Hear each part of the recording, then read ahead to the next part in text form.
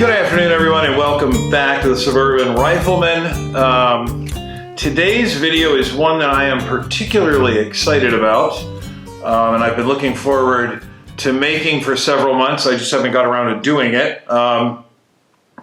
In our last video, we took a look at the Mosin Nagant 9130 PU sniper rifle, and I promised that the very next video would be another Eastern Bloc sniper rifle, but I didn't disclose what that was. I left you to speculate about it, and your speculation is over.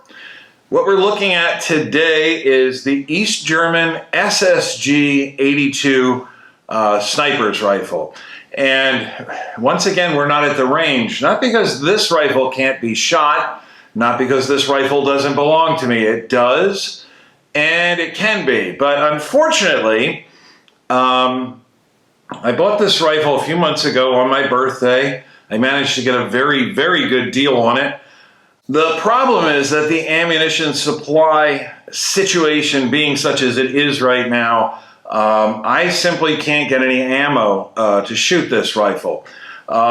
This rifle is, as I will get into in a few moments, chambered in 5.45 by 39. Soviet assault rifle cartridge, as used in the AK-74 and all of its variants. And that ammunition is not impossible to get your hands on right now. I did buy some steel-cased ammo, and I managed to fire exactly one round through the rifle before I determined that that was a very bad idea. And so I've been diligently trying to assemble all of the components I need to load my own brass-cased ammo for this rifle. And Hornady is producing brass, they're producing bullets, and they are producing loading dies. And I managed to get a hold of bullets and loading dies, but I still haven't gotten my hands on any brass. It just hasn't been available. And in the intervening time, Uncle Joe has passed his stupid Russian ammunition import ban, which doesn't really affect me with this rifle because I wasn't going to shoot any more Russian steel case ammo through here, but it is going to dry up supplies, normal supplies of readily available and inexpensive 5.45 by 39, which is probably going to drive up the demand for American manufactured 5.45 by 39. So it may be a while till I can get brass, and I just can't wait any longer to at least show this rifle off to you. I've had my eye open for one of these rifles for at least 25 years. I remember when they were first imported into the United States in the early 1990s. A lot of people are saying it was right around 2000, but I know that's not true. I remember ads for these in Shotgun News or Small Arms Review in the early 1990s. And I know that because at the time I was wholly unfamiliar with the 5.45 by 39 cartridge. And certainly by the time 2000 rolled around, I was extremely familiar with the 5.45 by 39. I'd never heard of the 5.45 by 39. I had never heard of the SSG-82, but it looked really, really cool. And they were pretty cheap, but they were out of my price range. I think at that time, Century Arms was selling these for, I think, in the vicinity of $500 or $600, and that was just way, way outside my price range in the early 90s. And they sold out not as quickly as you might expect for as rare a rifle as it is, and as affordable as they were, relatively. These rifles, there was only about 2,000 of these ever made. I think a few more than 2,000, but not many more. And in the early 1990s, whenever Century Arms imported these, they only imported just about 600 of them. And again, the 5.45 by 39 was not a common cartridge at the time. Most people just didn't know what to do with one of these rifles. Few collectors bought them up. But of the 600 that were imported, I don't know how many remain. Because the fire control group on this rifle and some other components, I think the stock, were taken directly from a 22 long rifle, bench rest competition rifle that was made in Suhl, East Germany, called the Suhl Model 150. And when these didn't sell and the prices started to go down from the distributors, somebody in the rimfire bench rest community discovered that you could take one of these rifles and strip a bunch of parts off of it that might be useful for your bench rest rifle. And I imagine some of these got destroyed. So of the original 600 that came in, I don't know how many exist anymore. The last few that have sold at auction, with the exception of this one, have sold up around $3,000.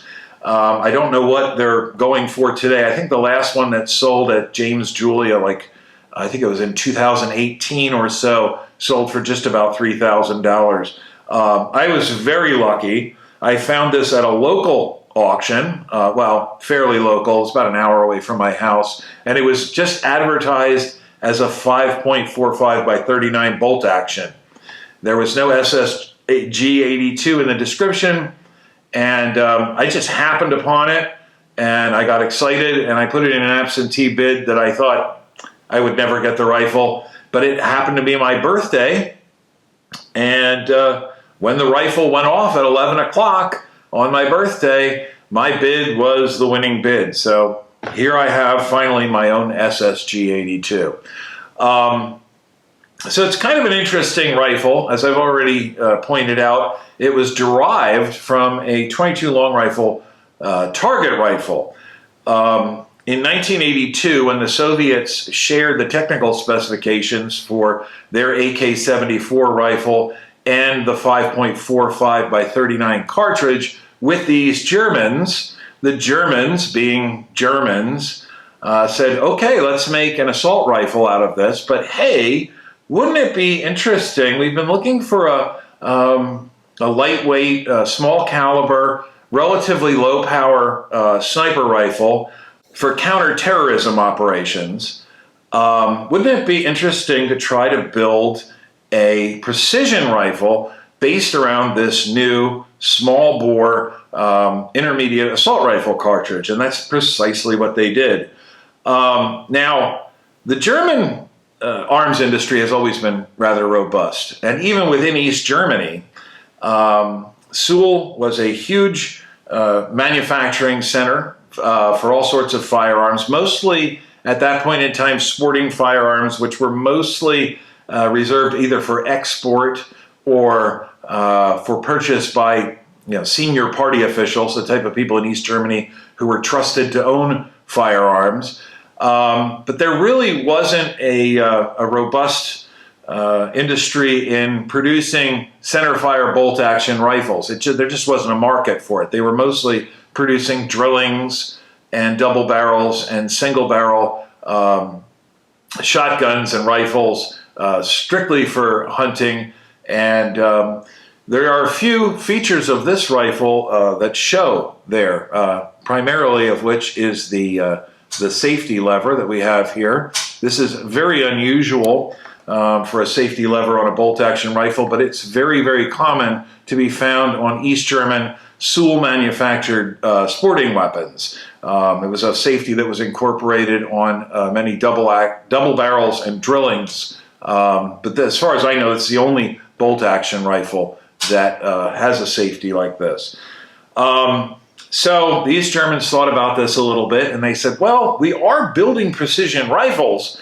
We're just not building precision centerfire rifles. We're making Olympic-grade rimfire target rifles. Couldn't we maybe produce, because it is a relatively small, relatively low pressure, well, I don't think it's low pressure, but it's low power cartridge.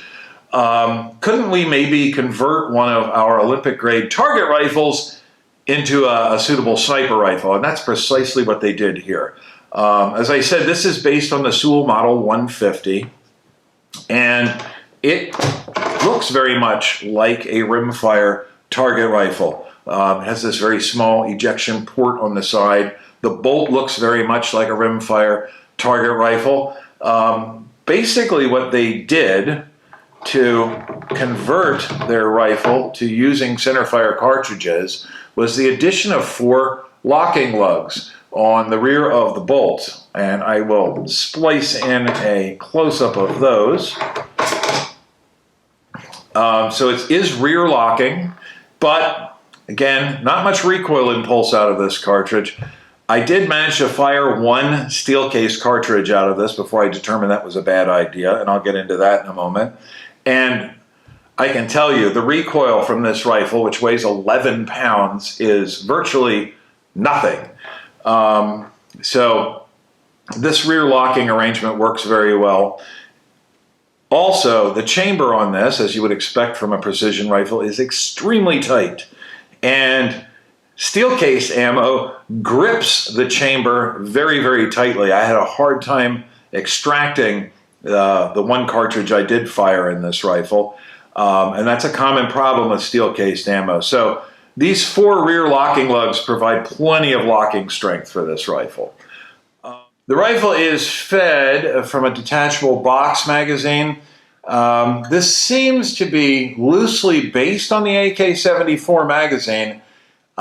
It is made of thinner steel than the AK-74 mag, so it's going to be a little bit less robust. And the locking system is much different. It's got a simple rocker in the back here, and rather than rocking into place, it simply slides into the magazine well and locks in place. There seems to be some dispute regarding the ammunition capacity of this magazine. I think most sources write it up as being a 5-round magazine. I've heard some folks say that they could cram 6 or 7 rounds into the mag, or maybe it was 6 rounds with a 7th in the chamber. I don't know. I'm going to stick to 5 rounds. I don't want to overstress this magazine.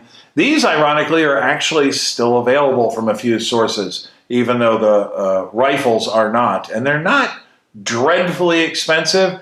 I fully intend to get a couple of these mags, because you definitely don't want to be without one of these either.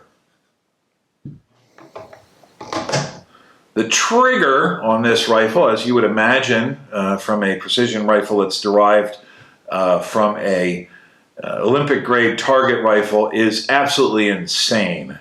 I'm going to say that's 8 ounces, maybe half a pound. Not very heavy at all. You really don't feel the break at all. You just start to squeeze and boom, it goes off. And as far as I know, it should be a fantastically accurate rifle. The barrel is hammer forged. You may be able to see the spiral forging marks on it, very much like on my dad's SSG-82 from Steyr. As a matter of fact, there's very little solid data on this rifle. There is a guy in Germany, I can't think of his name off the top of my head. He's writing a book. He's compiled a lot of data. He's talked to a lot of people that were involved during East Germany with the development of this rifle. There's some speculation about how some of the things were manufactured. There was a rumor going around that Steyr was actually making these barrels for the East Germans. That's not particularly likely. A more likely story is that the East Germans did purchase a rotary forging machine from Steyr to do their own forging of the barrels. The rifle is set into a fairly basic German beechwood stock. Early examples of this rifle that were made in 1982 and I think even 1983 had absolutely no finish on the stock whatsoever. And they're kind of ugly because they tend to be a little bit grubby. These rifles didn't get used much, but they did get handled. They were clearly being inventoried and inspected on a regular basis. And the unfinished beechwood stocks tend to be a little grubby in places. This one does have some sort of varnish finish on it. Unfortunately, on this side of the rifle, whoever owned this before me clearly had it on display, and they clearly had it on display somewhere where ultraviolet light could get to the stock. It was exposed to sunlight, presumably, and some of the finish has degraded in spots and has flaked off, and that kind of bothers me. I would love to refinish this stock, but I'm absolutely not going to do that, because that would almost certainly affect the value of the rifle. Otherwise, the stock is very much like a competition precision stock that you would find on a 22 target rifle. No surprises there. As is the case with many sniper rifles that were designed for use, for issue and use by various different people, the buttstock is adjustable. The screw that holds the butt plate in place is not easily moved, and I've decided not to force that, but presumably there are 5 spacers in here which could be removed or added to adjust the length of pull, and the butt plate is capable of sliding up and down to adjust for the shooter's shoulder, but I'm not messing with that at all. The rifle was a little bit dirty. I managed to take everything apart. Again, there's very little technical information about this, so it was sort of a jigsaw puzzle just to get the action out of the stock, and then to disassemble the bolt took me a while, but I figured it out. It was fine. This heavy rotary forged barrel does have a beautiful target crown on it, and this rifle's obviously, as you can see, not equipped with any iron sights whatsoever. The original 22 target rifle would have had only iron sights. But this has a Zeiss Jenna 4-power scope. This is the Z4IS, and it's marked Carl Zeiss Jenna DDR for the Deutsche Demokratische Republik, which was the East Germany. And the serial number of the scope is on there. Presumably, the settings for the scope are locked in at the factory. There is windage adjustments. There are windage adjustments built into the rear scope mount. This is a quick detach mount, and it's very, very tight. I am not going to detach it for this video, but if you watch Ian McCullum's earlier video on the SSG-82, he shows how to take the scope on and off. There's a butterfly lever here, which simply gets pressed down, and the scope rotates out of the front mount. And there are windage adjustment screws here. There is elevation adjustment, I believe, here. This is locked at the factory. They didn't anticipate allowing individual users to adjust the scope at all. And this knob here, which is movable, is a focus knob.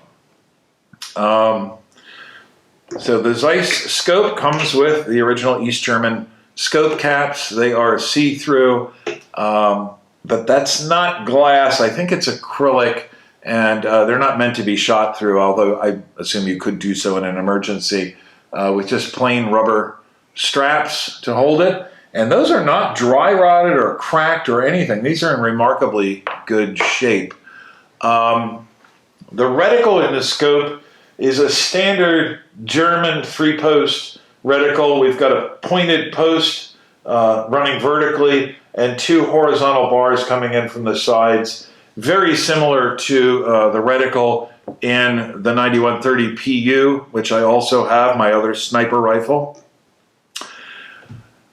I guess that's most of the technical information. There are a few criticisms of this rifle, one of which is that steel case ammo will stick in the chamber.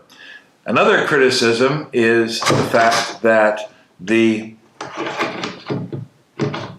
extractor on this bolt is not very robust and is relatively weak and can be broken if you really start hammering on this bolt to try to extract a stuck case. And the thing is, if you break this extractor, you are not going to get another one. So you have to be very, very, very careful. If you get a stuck case, if you have one of these rifles and you get a stuck case, you need to use a plastic coated cleaning rod, go down the bore of the barrel and tap it until it comes loose and you can extract it, or you will break this extractor. It's my understanding, I saw a forum post somewhere where somebody had a broken extractor, and I believe it was Larry Vickers actually took the guy's bolt and machined it out and installed an AR-15 extractor, which would be, from a functional standpoint, a fantastic solution because AR-15 extractors are cheap and very readily available. It wouldn't do much for the collector value of the rifle, though. So I am going to try to preserve my original extractor as best I can. Another weak point of the rifle is this trigger. It is fantastically light, as I've already said. The trigger blade itself, however, is a very thin piece of aluminum, and it's held in place by a cross screw. So it's sort of split at the top, and it has two very, very thin sides on it. The sides of the aluminum trigger are extremely thin. And my understanding is that this trigger can break off under a very small amount of side load. So you want to be very careful and not side load this trigger at all. One thing I have found is that the Sul 150 is more or less a clone of a West German Anschutz model. I forget the model off the top of my head. Anschutz sells an aftermarket trigger, which I believe is actually injection molded out of glass reinforced nylon. And I suspect, and you can buy that for about 20 bucks. I suspect that it will fit onto this trigger mechanism. I seem to recall somebody saying that they had already fit one of these Anschutz triggers onto their SSG-82. I haven't gotten around to it yet. It's my intention to buy one of those aftermarket Anschutz triggers, carefully remove this aluminum trigger, and carefully store it away so that we don't worry about breaking this trigger off under side load.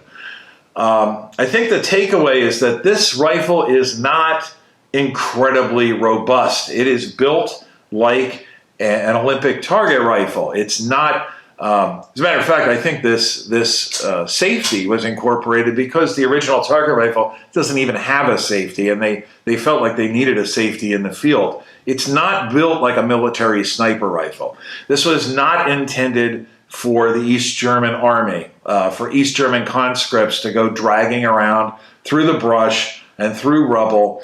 This was a rifle that was made for the Stasi, and there were enough of these when they were imported in the early 90s that they were showing up with a fair amount of regularity at gun shows.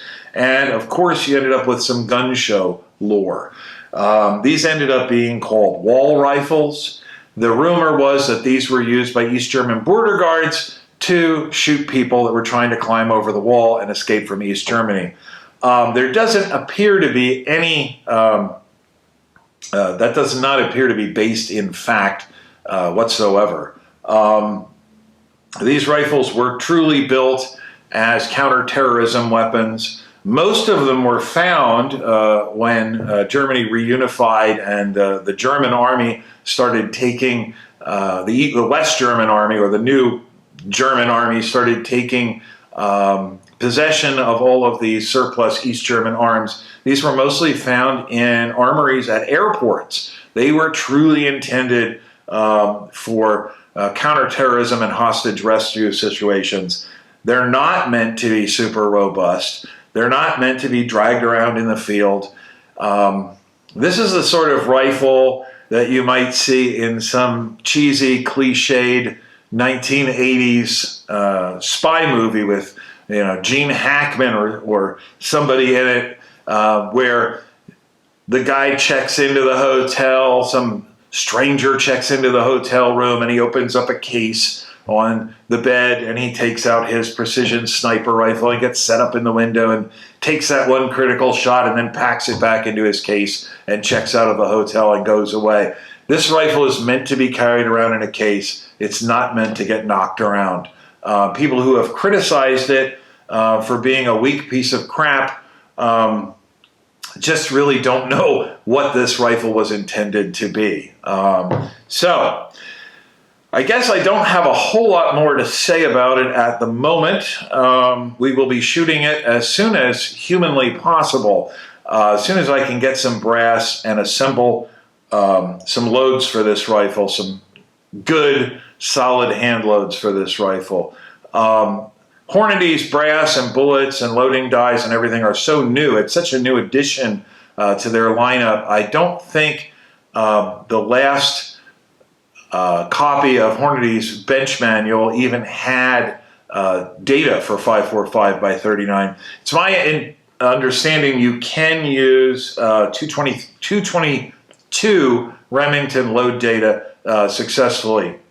And I'll probably start with 222 Remington load data if I can get brass before the next Hornady loading manual comes out, and probably start on the low end of the spectrum and work my way up as necessary. But all in all, just a really cool rifle, one that I'm super enthused about, one that I've been wanting for a long, long time. And as soon as I got my hands on one, I've been wanting to make a video about it. And I can't wait to actually get some ammo assembled so that we can take it out and shoot it, and I can show you just what it's capable of, because I don't really even know what it's capable of. So I guess that's it from a technical standpoint. One thing is the bolt release is over here. It's just a simple rocking lever that locks the bolt in into the receiver unless you release it. All the serial numbers are matching. The serial number on the receiver, the serial number on the bottom of the scope. That's not the scope serial number. That's the rifle serial number on there. And the serial number on the bolt are all matching. As far as I know, this rifle's never been issued. And for all I know, it's never even been fired. Well, I know it's been fired once by me, and it will be fired more as soon as I get the opportunity to do so. So I'm going to get this video edited and posted, and as soon as I can, I'm going to post another video where we actually shoot this rifle. And when I do that, I hope to see each of you here then. Later, guys.